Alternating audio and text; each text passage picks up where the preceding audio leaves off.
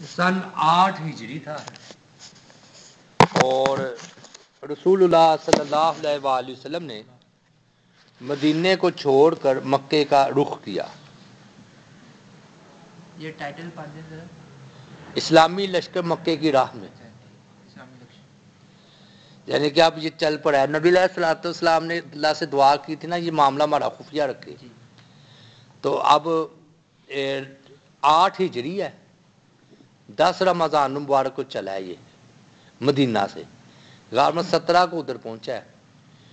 آپ کے ساتھ 10,000 صحابہ کرام تھے، اور یہ پہلی مرتبہ ہوا کہ اتنا بڑا لشکر مسلمانوں کے ساتھ، اور 10,000 ادھر آئے تھے خندق میں۔ ہاں، تو وہ سمجھ رہے تھے ہمارا کتنا بڑا ہے، اور ہاں، 10,000 جا رہے ہیں۔ مدینہ پر ابو رحم غفاری رضی اللہ تعالیٰ عنہ کو مقرر کیا ہے خلیفہ پیچھے یا نگران۔ ہاں، جعفہ میں یہ سے کچھ اوپر آپ کے چاچا عباس بن عبد المطلب ملے، یہ چل پڑے تھے نا ادھر مکہ سے، یہ مکہ میں تھا۔ اب ان کے ساتھ وہ بھی ہے، ہاں نہیں ابھی نہیں ہے، وہ ابو سفیان کی نا، نہیں وہ جو لشکر تھا جس پہ انہوں نے حملہ کیا تھا مکہ والوں نے، وہ جو ان کا اتحادی ہیں ان کے، ہاں وہ لشکر بھی ان کے ساتھ ہوگا۔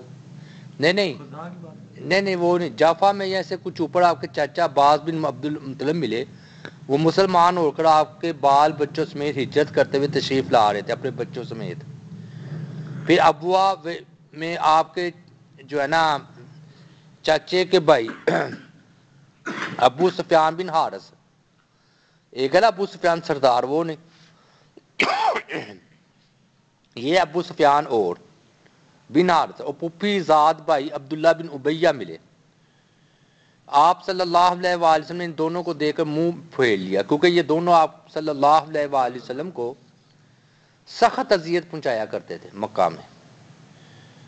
یہ صورت دیکھ کر حضرت ام سلمہ رضی اللہ تعالیٰ نے عرض کیا ایسا نہیں ہونا چاہیے کہ آپ کے چچے کے بھائی اور پھپھی زاد بھائی ہی آپ کے یہاں سب سے زیادہ بدبخت ہوں۔ ادھر حضرت علی رضی اللہ تعالی عنہ نے ابو سفیان بن حارث کو سکھایا کہ تم رسول اللہ صلی اللہ علیہ وآلہ وسلم کے سامنے جاؤ اور وہی کہو جو حضرت یوسف علیہ السلام کے بھائیوں نے ان سے کہا تھا، تاللہ لقد آثرک اللہ علینا وان کنا لخاطئین، خدا کی قسم اللہ نے آپ کو ہم پر فضیلت بخشی اور یقیناً ہم ہی خطا کار تھے۔ یہ یوسف علیہ السلام کے بھائیوں نے کہا تھا، کیونکہ آپ صلی اللہ علیہ وآلہ وسلم یہ پسند نہیں کریں گے کسی اور کا دعا آپ سے عمدہ رہا ہو۔ چچا ابو سفیان نے یہی کیا، اور دعا میں فوراً رسول اللہ صلی اللہ علیہ وآلہ وسلم نے فرمایا، لا تصریب علیکم اليوم یغفر اللہ لکم وہو ارحم الراحمین۔ یہ یوسف علیہ السلام نے کہا نا، آج تو پر کوئی ہلکی سی جھرک بھی نہیں، اللہ تمہیں بخش دے، وہ ارحم الراحمین ہے۔ آپ صلی اللہ علیہ وسلم نے بھی یہ الفاظ، ہاں جو یوسف علیہ السلام نے کہے تھے نا، وہی نبی علیہ السلام نے کہے۔ اس پر ابو سفیان نے آپ کو چند اشعار سنائے، جن میں سے بعض یہ تھے، تیری عمر کی قسم، جس وقت میں نے اس لیے جھنڈا اٹھایا تھا کہ لات کے شاہ سوار محمد کے شاہ سوار پر غالب آ جائیں، تو میری کفیت رات کے اس مسافر کی سی تھی جو 13 وطار رات میں حیران گھومتا ہے، لیکن اب وقت آ گیا کہ مجھے ہدایت دی جائے اور میں ہدایت پا جاؤں۔ مجھے میرے نفس کی بجائے ایک ہادی نے ہدایت دی، اور اللہ کا راستہ اس شخص نے بتایا جسے میں نے ہر موقع پر دھتکار دیا تھا۔ یہ سن کر رسول اللہ صلی اللہ علیہ وآلہ وسلم نے اس کے سینے پر ضرب لگائی، فرمایا تم نے مجھے ہر موقع پر دھتکارا تھا، یعنی کہ اس چیز سے زیادہ تکلیف پہنچائی ہوگی نا آپ کو، رشتہ دار زیادہ تکلیف پہنچاتے ہیں، تو بہرحال نبی علیہ الصلوۃ نے پھر ان کو بھی معاف کر دیا۔ مرء الزہران میں اسلامی لشکر کا پڑاؤ۔ رسول اللہ صلی اللہ علیہ وآلہ وسلم نے اپنا سفر جاری رکھا، اور آپ صلی اللہ علیہ وآلہ وسلم اور صحابہ روزے سے تھے، رمضان المبارک جو تھا، لیکن اسفان اور قدید کے درمیان قدید نامی چشمے پر پہنچ کر آپ نے روزہ توڑ دیا، اور آپ کے ساتھ صحابہ کرام نے بھی روزہ توڑ دیا، کیونکہ کھول نہیں ہوا، کیونکہ جنگ جو ہونی ہے یہاں خطرہ ہے، کہ بھی اتنا بڑا علاقہ فتح مکہ فتح کرنے جا رہے ہیں. باقی سے یہ پتہ لگتا ہے کہ روزہ انسان کو رکھ لینا چاہیے. ہاں سفر میں تو جائز ہے توڑ رکھنا اور چھوڑنا زیادہ بہتر ہے. پھر آپ صلی اللہ علیہ وسلم نے سفر جاری رکھا یہاں تک کہ رات کے ابتدائی اوقات میں مہر الزہران وادی فاطمہ پہنچ کر نزول فرمایا. وہاں آپ صلی اللہ علیہ وسلم کے حکم سے لوگوں نے الگ الگ آگ جلائی. آپ کا حکم تھا. اس طرح 10,000 چولہوں میں آگ جلائی. یعنی کہ یہ آپ نے نا ایک نفسیاتی روب طاری کرنا تھا کفار پر کہ آگ ایسے دیکھیں نا لشکر ہے 10,000 کا اور ہر ایک کو حکم ہے کہ اپنا چولہا جلائے اور وہ کیسی آگ روشن ہوئی ہوگی. 10,000 چولہے روشن بندے تو ویسے ہی ہل جاتے. وہ سامنے کافر ہی لگے. وہ تو کہہ رہے ہیں کہ ایک آگ پہ 10 بندے بھی بیٹھے ہوں تو 10,000 کو 10 1 لاکھ بن گیا. اس طرح 10,000 چولہوں میں آگ جلائی گئی اور رسول اللہ صلی اللہ علیہ وآلہ وسلم نے حضرت عمر بن خطاب کو پیرے پر مقرر فرمایا کہ پیرا پورا دو. مطلب یہ تھا کہ اکیلے نہیں کہ عادت ان کی اور بھی صحابہ نے ظاہر ہے 10,000 کا لشکر کے اکیلے پیرا تم تو نہیں دے سکتے مگر کمان کی ہوگی. ابو سفیان دربار نبوت میں اب یہ دوسرے ابو سفیان ہے وہ جو سردار ہے. مہر زرہا میں پڑاؤ ڈالنے کے بعد حضرت عباس رضی اللہ تعالی عنہ رسول اللہ صلی اللہ علیہ وسلم کے سفید خچر پر سوار ہو کر نکلے. عباس رضی اللہ تعالیٰ عنہ کو آپ نے اپنا خچر جو سفید تھا وہ دیا تھا. ان کا مقصد یہ تھا کہ کوئی لکڑ ہاڑا یا کوئی بھی آدمی مل جائے تو اس سے قریش کے پاس خبر بھیج دے کہ تاکہ وہ مکے میں رسول اللہ صلی اللہ علیہ وسلم کے داخل ہونے سے پہلے آپ کے پاس حاضر ہو کر مال طلب کر لیں یعنی کہ صلح کر لیں. اس لیے ان کو بھیجا کہ اتنے بڑے لشکر کا تم کیا مقابلہ کرو گے تو تم آؤ اور امان ہی طلب کر لو. ادھر اللہ تعالیٰ نے قریش پر ساری خبروں کی رسائی روک دی تھی. آپ نے دعا کی تھی نا کہ یا اللہ یہ ہمارا معاملہ خفیہ ہی رکھنا. اس لیے انہیں حالات کا کچھ علم نہ تھا. البتہ وہ خوف اور اندیشے سے دوچار تھے اور ابو سفیان باہر جا جا کر خبروں کا پتہ لگاتا رہتا تھا. چنانچہ اس وقت بھی وہ عقیم بن حزام اور بدیل بن ورقہ خبروں کا پتہ لگانے کی غرض سے نکلے ہوئے تھے. یعنی کہ ابو سفیان اور یہ بدیل بن ورقہ.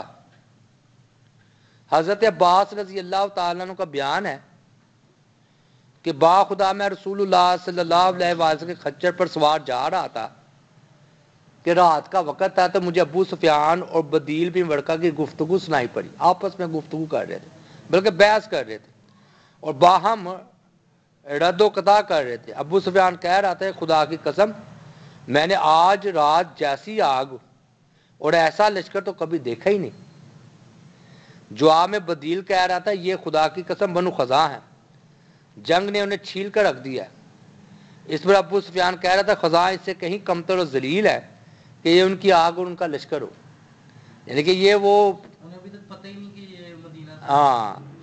حضرت عباس کہتے ہیں کہ میں نے اس کی آواز پہچان لی اور کہا ابو حنزلہ. اس نے بھی میری آواز پہچان لی اور بولا ابو الفضل. میں نے کہا ہاں. اس نے کہا کیا بات ہے. میرے ماں باپ تجھ پر قربان. میں نے کہا یہ رسول اللہ صلی اللہ علیہ وآلہ وسلم ہے. لوگوں سمیت ہائے قریش کی تباہی واللہ. یعنی کہ یہ تو پھر قریش تباہ ہو گیا. اس نے کہا اب کیا ہیلا ہے. میرے ماں باپ تم پر قربان. میں نے کہا واللہ اگر وہ تمہیں پا گئے تو تمہاری گردن مار دیں گے لہٰذا جلدی جلدی میرے خچر کے پیچھے نبی علیہ الصلوۃ والسلام کے خچر کے پیچھے بیٹھ جاؤ. میں تمہیں رسول اللہ صلی اللہ علیہ وسلم کے پاس لے چلتا ہوں اور تمہارے لیے امان طلب کیے دیتا ہوں. تم سردار ہو تو میں تمہارے لیے امان طلب کیے دیتا ہوں. اس کے بعد ابو سفیان میرے پیچھے بیٹھ گیا. وہ پہلے ہی وہ آپ نے نہیں دیکھا وہ تجدید عہد بیچارہ کرتا پھر رہا تھا ابو سفیان. دیکھیے تلکل ایام نداولھا بین الناس. دن پھر کر آتے ہیں. صلح حدیبیہ میں کس طرح انہوں نے شرطیں منوائی تھی. اب دیکھے وہ اب ادھر آیا نا ادھر تو بیچارہ اکیلے ہی کہہ رہا ہے کہ تجدید عہد کرتا ہوں. یہ وہی صلح حدیبیہ یہی ہے, صلح حدیبیہ کی تجدید کر رہا ہے. یہ بھی وقت آنا تھا بدلے. حضرت عباس رضی اللہ تعالیٰ کہتے ہیں کہ میں ابو سفیان کو لے کر چلا.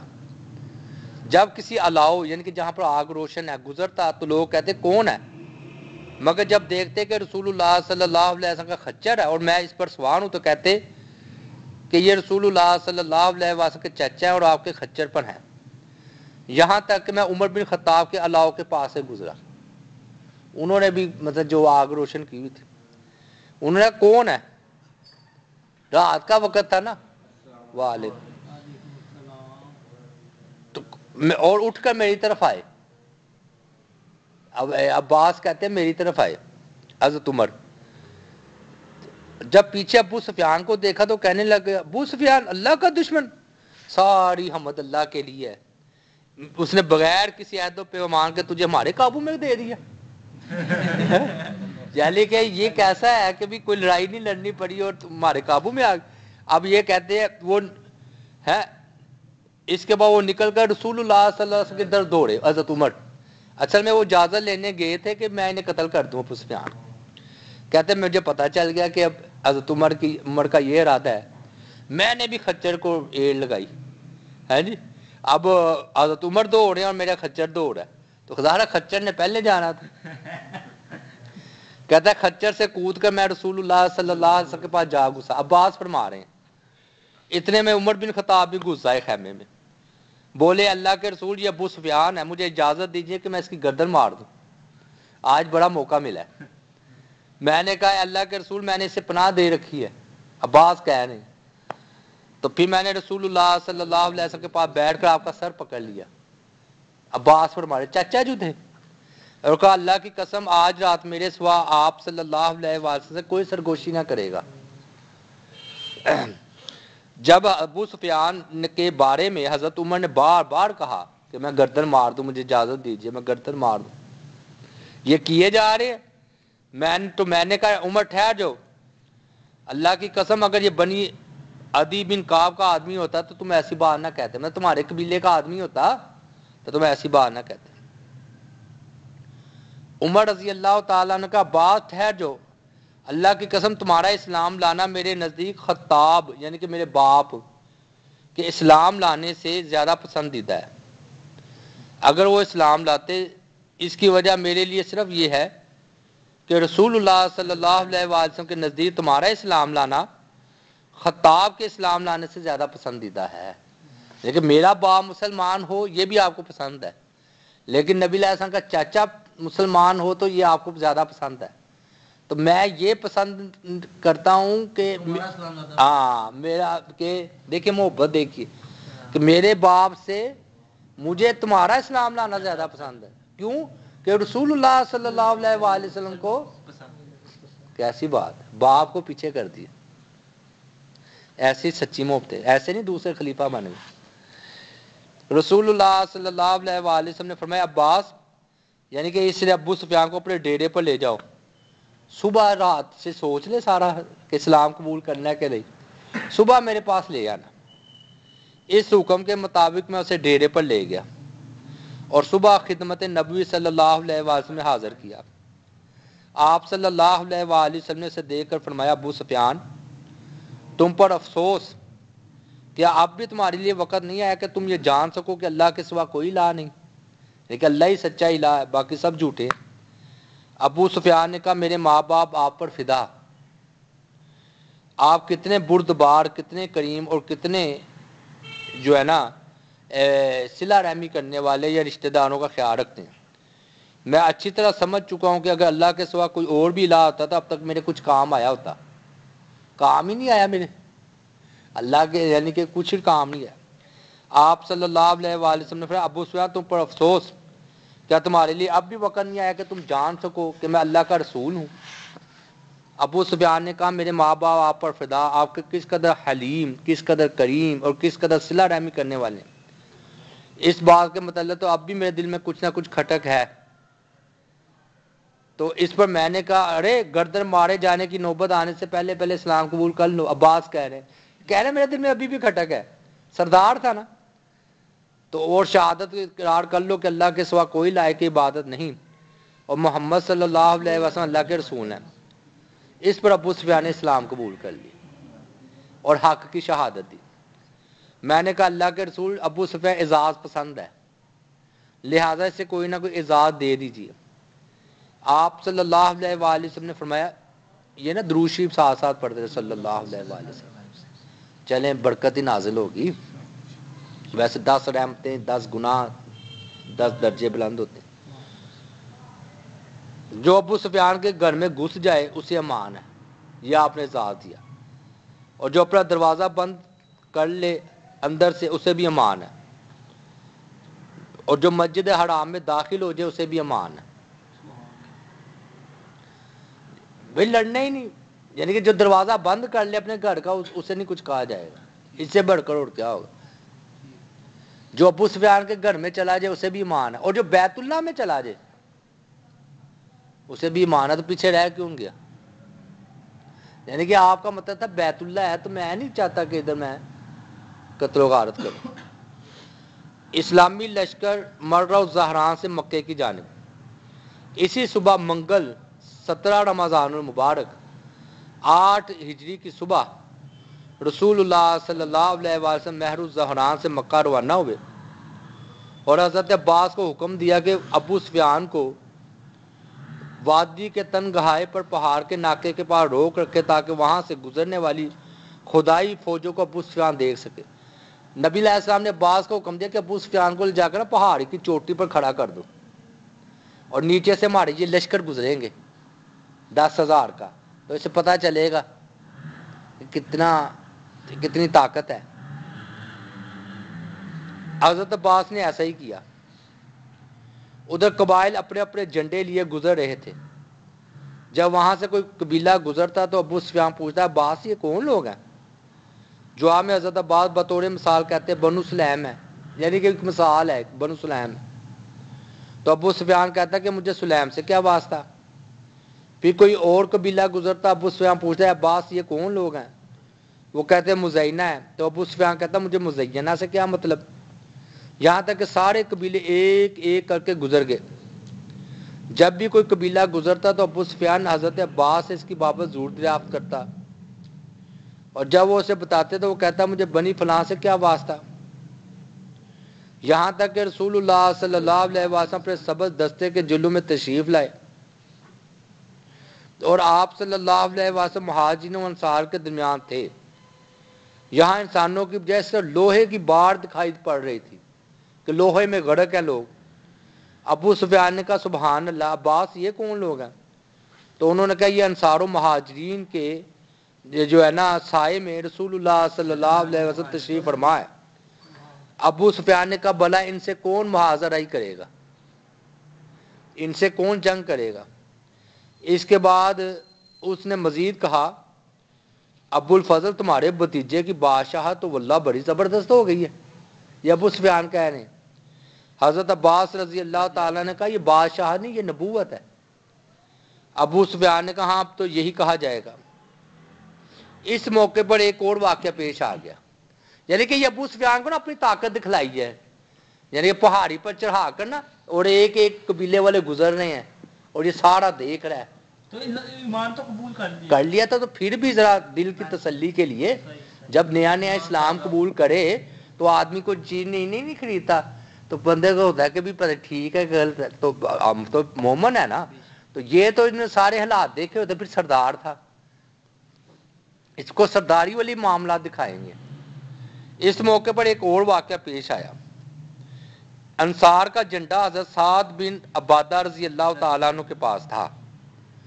وہ ابو سفیان کے پاس سے گزرے تو بولے آج خون مار دھار کا دن ہے اور آج حرمت حلال کر لی جائے گی. آج اللہ نے قریش کی ذلت مقدر کر دی ہے. اس کے بعد جب وہاں سے رسول اللہ صلی اللہ علیہ وآلہ وسلم گزرے تو ابو سفیان نے کہا اللہ کے رسول صلی اللہ علیہ وآلہ وسلم آپ نے وہ بات نہیں سنی جو سعد نے کہی ہے؟ تو آپ صلی اللہ علیہ وآلہ وسلم نے فرمایا سعد نے کیا کہا ہے؟ تو ابو سفیان نے کہا اور یہ بات کہی ہے کہ آج تو خون کا دن ہے, قتل و غارت کا دن ہے, حرمت حلال کر لی جائے گی. یعنی کہ بیت اللہ میں قتل کرنا حرام ہے نا، تو 3 دن کے لیے اللہ تعالیٰ نے بھی حرمت اٹھا لی تھی، یہ آئے گی روایت آگے. تو آپ نے فرمایا اچھا سعد نے یہ کہا ہے، ابو سفیان نے کہا اور یہ بات کہی ہے.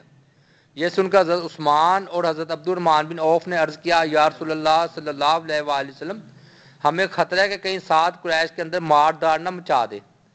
رسول اللہ صلی اللہ علیہ وآلہ وسلم فرمایا نہیں، بلکہ آج کا دن وہ دن ہے جس میں کعبہ کی تعظیم کی جائے گی. آج کا دن وہ دن ہے جس میں اللہ قریش کو عزت بخشے گا.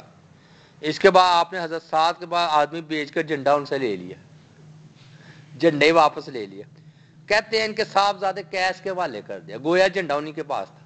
کیسی بات، یعنی کہ سعد نے ایسی بات کی جھنڈا ان سے لے لیا اور ان کے بیٹے کو دے دیا. کیسی حکمت ہے، یعنی کہ گویا انہی کے پاس تھا. اور جو انہوں نے یہ ذرا ایسے الفاظ کہے تھے وہ بطور تعدیب ادب سکھانے کے لیے سزا بھی ہو گئی. ہاں بعض یہ کہنے کہ جھنڈا زبیر کے حوالے کر دیا تھا، دوسری کوئی روایت آ رہی ہے. اسلامی لشکر اچانک قریش کے سر پر اس سر پر جا پہنچا. جب رسول اللہ صلی اللہ علیہ وسلم ابو سفیان کے پاس سے گزر چکے تو حضرت عباس رضی اللہ تعالیٰ عنہ نے اسے کہا کہ اب دوڑ کر اپنی قوم کے پاس جاؤ ابو سفیان اور جا کر لشکر کی اطلاع دو. ابو سفیان تیزی سے مکے پہنچے اور نہایت بلند آواز سے پکارا قریش کے لوگوں، یہ محمد صلی اللہ علیہ وآلہ وسلم ہیں، تمہارے پاس اتنا لشکر لے کر آئے ہیں کہ مقابلے کی تاب نہیں، لہذا جو ابو سفیان کے گھر گھس جائے اسے امان ہے. یہ سن کر اس کی بیوی ہند بنت عتبہ، کوافری تھی نا ابھی، بعد میں ایمان لے آئے تھے، غصے سے اٹھی اور ابو سفیان کی مونچھ پکڑ لی. لمبی ہوگی نا مونچھ تو مونچھیں پکڑ لی. بیوی ہاں جی کہتے مار ڈالو اس مشک کی طرح چربی سے بڑے ہوئے پتلی پنڈیوں والے کو، برا ہو ایسی خبر لانے والے کا. جی ابو سفیان کی کہتے ہیں یہ ابو سفیان پر نا تاریخ بھی گویا کہ غالب ہی رہی ہے، ہمیشہ پھنکارتی رہی ہے. ایسی بھی بیویاں ہوتی ہیں نا جو شوہر پر غالب آتی ہیں. ابو سفیان نے کہا تمہاری بربادی ہو، دیکھو تمہاری جانوں کے میں یہ عورتیں تمہیں عورت دھوکے میں نہ ڈال دے، کیونکہ محمد صلی اللہ علیہ وسلم ایسا لشکر لے کر آئے ہیں جس سے مقابلے کی کوئی طاقت نہیں، اس لیے جو ابو سفیان کے گھر میں گھس جائے اسے مان ہے. لوگوں نے کہا اللہ واللہ تجھے مارے، تیرے گھر ہمارے کتنے آدمی آ جائیں گے، تیرا گھر بہت بڑا تھوڑی ہے. ابو سفیان نے کہا جو اپنا دروازہ اندر سے بند کر لے، نبی علیہ السلام نے اسے بھی ایمان دیا، اور جو مسجد حرام یعنی کہ بیت اللہ داخل ہو جائے اسے بھی امان ہے. یہ لوگ حکومت دوڑے اپنے گھروں کی طرف، جا کر انہوں نے اپنے گھروں کا دروازہ بند کر لیا اور کچھ مسجد حرام کی طرف بھاگے. البتہ اپنے کچھ اوباشوں کو لگا دیا، کہا انہیں ہم آگے کیے دیتے ہیں، اگر قریش کو کچھ کامیابی ہوئی تو ہم ان کے ساتھ ہو رہیں گے، اور اگر ان پر ضرب لگی تو ہم سے جو کچھ مطالبہ کیا جائے گا منظور کر لیں گے. یعنی کہ پھر بھی نہ کچھ ایسے بدماش قسم کے اوباش قسم کے بندے جو ہے نا مقرر کر دیا.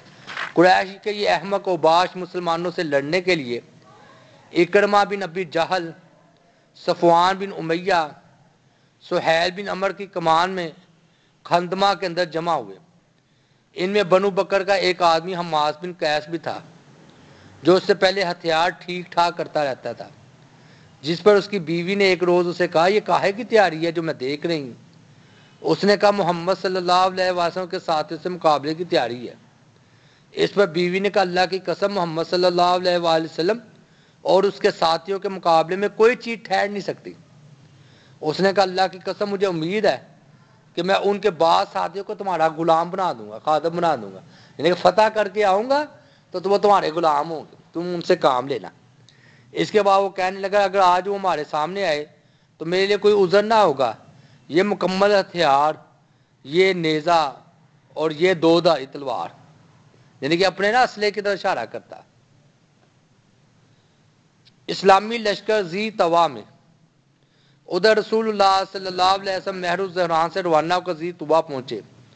اس دوران اللہ کے بخشے ہوئے اعزاز فتح پر فرتے تواضع سے آپ صلی اللہ علیہ وآلہ وسلم نے اپنا سر مبارک جھکا رکھا تھا، یہاں تک کہ داڑھی کے بال کھجاوے کی لکڑی سے جا لگ رہے تھے. یعنی کہ لوگوں کی ہوتی ہے نا بادشاہت میں انداز، اکڑ کے تکبر سے سینہ پھلا کر تلواریں نہیں، آپ کی عاجزی کا یہ حال تھا کہ آپ کی جو داڑھی تھی نا وہ آگے ہوتی ہے نا اونٹ کے کھجاوے میں، ادھر جا لگ رہی تھی، اور آپ کی ٹھوڑی مبارک سینے سے جا لگی ہوئی تھی. یعنی کہ یہ آپ کی عاجزی تھی. یعنی کہ مکہ فتح ہو رہا ہے اور آپ کے اندر کسی قسم کا کوئی تکبر نہیں. زید تو آپ نے لشکر کی ترتیب یوں فرمائی: خالد بن ولید رضی اللہ تعالیٰ کو دانے پہلو پر رکھا، اس میں اسلم، سلیم، غفار، مزینہ، جوہینہ کا اور کچھ دوسرے قبائلی عرب تھے. اور خالد بن ولید رضی اللہ تعالیٰ کو حکم دیا کہ وہ مکہ میں جو زیری حصے سے داخل ہوں، یعنی کہ نیچے کو راستہ جو جاتا ہے ادھر سے، اور اگر قریش میں سے کوئی آ رہا ہے تو اسے کاٹ کر رکھتے یہاں تک کہ صفا میں آپ سے جا ملے. حضرت زبیر رضی اللہ تعالیٰ عنہ بن کو بائیں پہلو پر تھے، اس کے ساتھ رسول اللہ صلی اللہ علیہ وسلم کا جھنڈا تھا. آپ صلی اللہ علیہ وسلم نے حکم دیا کہ مکے میں بالائی حصے میں یعنی قدا سے داخل ہوں اور ہجون میں آپ کا جھنڈا گاڑ کر آپ کی آمد تک وہی ٹھہرے رہیں. حضرت ابو عبیدہ پیدل جو فوج تھی اس پر مقرر تھے. آپ صلی اللہ علیہ وسلم نے انہیں حکم دیا کہ وہ بطین وادی کا راستہ پکڑیں یہاں تک کہ مکے میں رسول اللہ صلی اللہ علیہ وسلم کے آگے اترے. لو جی، مکے میں اسلامی لشکر کا داخلہ یہ سن 10 ہجری کو آپ گئے ہیں نا، نہیں 8 سال بعد 8 سال بعد فاتحانہ انداز میں جو ادھر قتل کے منصوبے اور آپ ہجرت کر کے آئے تھے. یاد ہے نا وہ وقت بھی جب یہ تلواریں لے کر آگے تھے، اور آج آپ دیکھیں صرف 8 سال بعد. آپ نے دیکھا کہ تھوڑا وقت ہے 8 سال، کچھ بھی نہیں ہے 8 سال، کچھ بھی نہیں. کیونکہ وہاں کم از کم کتنے 50 سال رہے تھے نا یہ مقام پہلے. دینا 40 اور 43 نہیں 53 سال، یہ ٹھیک ہے 53 سال. اسلامی نبوت کے 13 سال. پہلے تو صادق امین سردار بنانے کی سوچ رہے تھے نبی علیہ الصلوۃ والسلام کو، اتنا عزت آپ کا مقام تھا. وہ تو بعد میں کام توحید کی وجہ سے وہ پھر مقابلے ہوئے.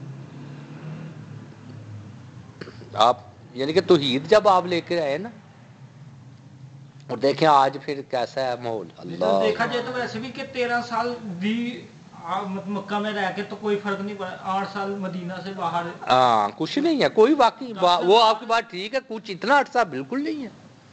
8 سال کا کیا پتہ چلتا ہے اتنا بڑا. پھر 10,000 کا لشکر لے کر آ رہے ہیں. پیچھے مدینے میں گئے تھے تو ادھر کتنے مسلمان تھے، فتوحات ہوئی کتنے مقام.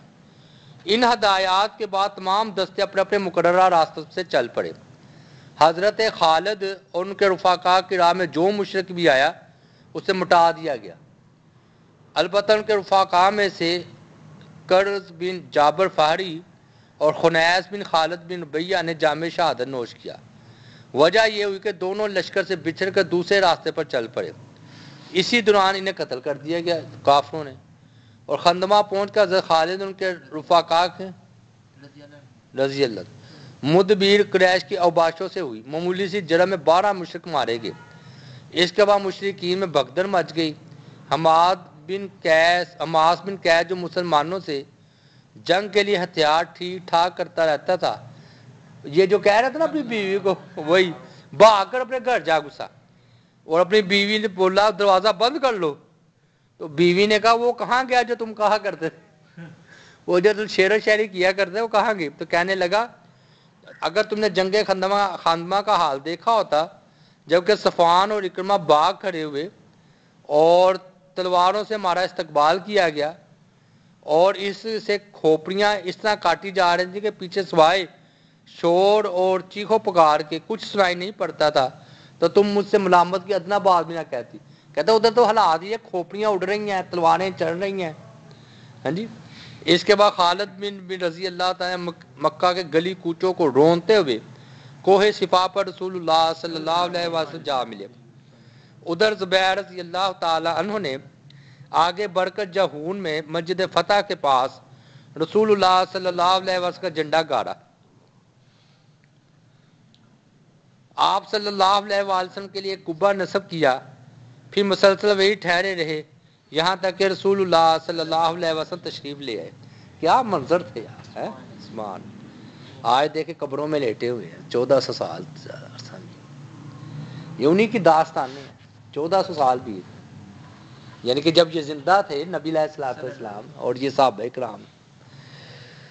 ہائے ہائے، ایک بندہ کہتا ہے اللہ پاک میں جنت میں جو مانگو گے ملے گا، اس نے بڑی عجیب بات کی، کہتا ہے میں اللہ سے کہوں گا کہ مجھے سارا منظر دکھایا جائے جب یہ پتہ مکہ والا، ہاں ٹھیک ہے اللہ دکھا دے گا، ری پلے بات کا ہو ہی جاتا ہے تو اللہ تعالیٰ ہر بات پر قادر ہے، نہیں ایسی بات۔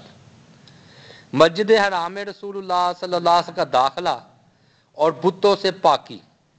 اس کے بعد رسول اللہ صلی اللہ علیہ وسلم اٹھے، آگے پیچھے گردوں پہ موجود انصار و مہاجرین کے جلو میں مسجد حرام کے اندر تشریف لائے اور آگے بڑھ کر حجر اسود کو چوما۔ اس کے بعد بیت اللہ کا طواف کیا۔ اس وقت آپ صلی اللہ علیہ وسلم کے ہاتھ میں ایک کمان تھی اور بیت اللہ کے گرد اس کی چھت پر 360 بت تھے۔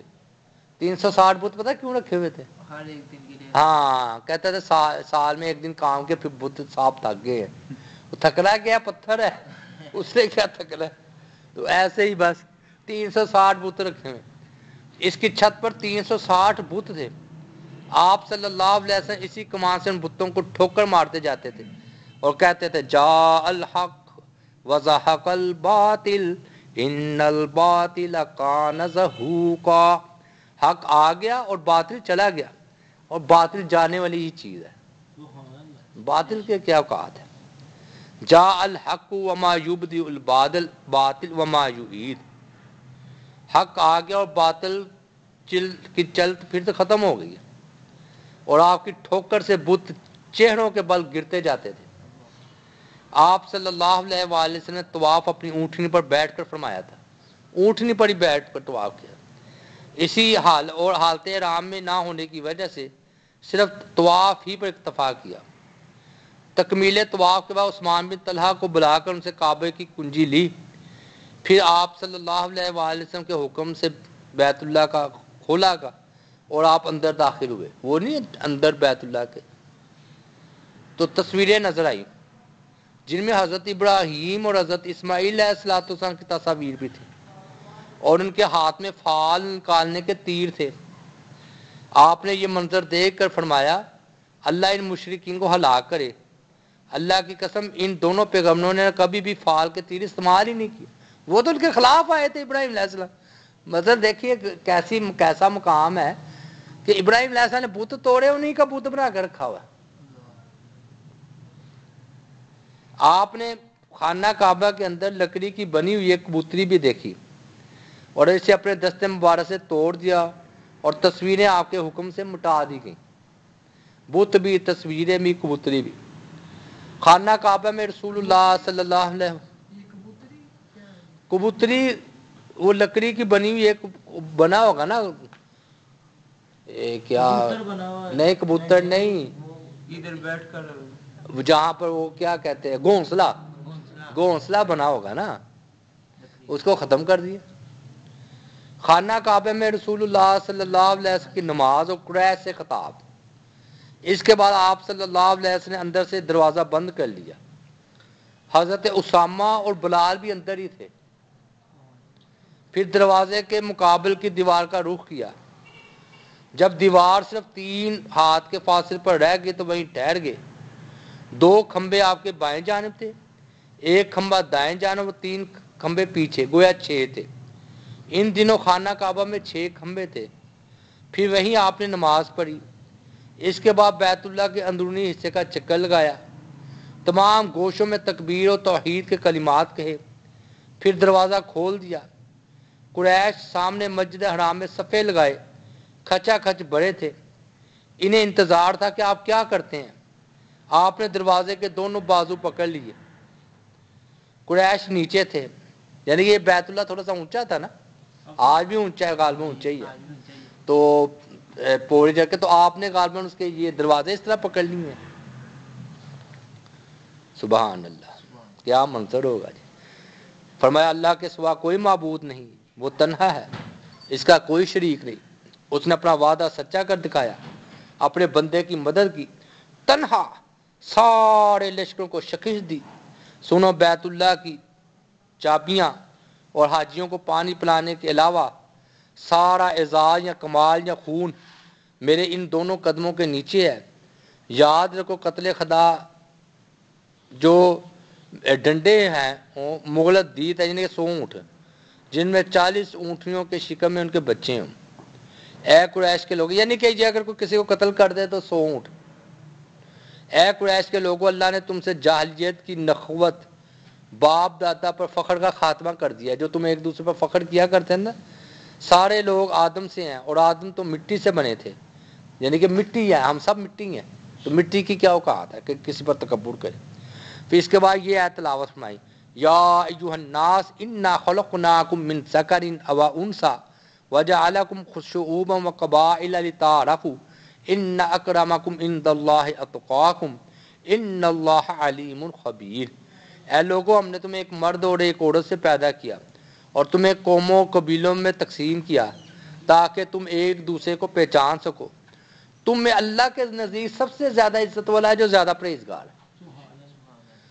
بے شک اللہ جاننے والا اور خبر رکھنے والا ہے.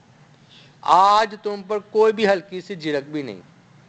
اس کے بعد آپ صلی اللہ علیہ وآلہ وسلم نے فرمایا، قریش کہ تمہارا کیا خیال ہے، میں تمہارے ساتھ کیا سلوک کرنے والا ہوں. تو انہوں نے کہا آپ اچھے کریم بھائی ہیں اور کریم بھائی کے صاحبزادے ہیں. تو آپ صلی اللہ علیہ وآلہ وسلم نے فرمایا، تم سے وہی بات کہوں گا جو یوسف علیہ السلام نے اپنے بھائیوں سے کہی تھی، لا تثریب علیکم اليوم، آج تم پر کوئی ہلکی سے بھی جھڑک نہیں ہے، جاؤ تم سب آزاد. لو جی ٹھیک ہے، یہاں تک. اگلے ہفتے یہ مکمل ہو جائے.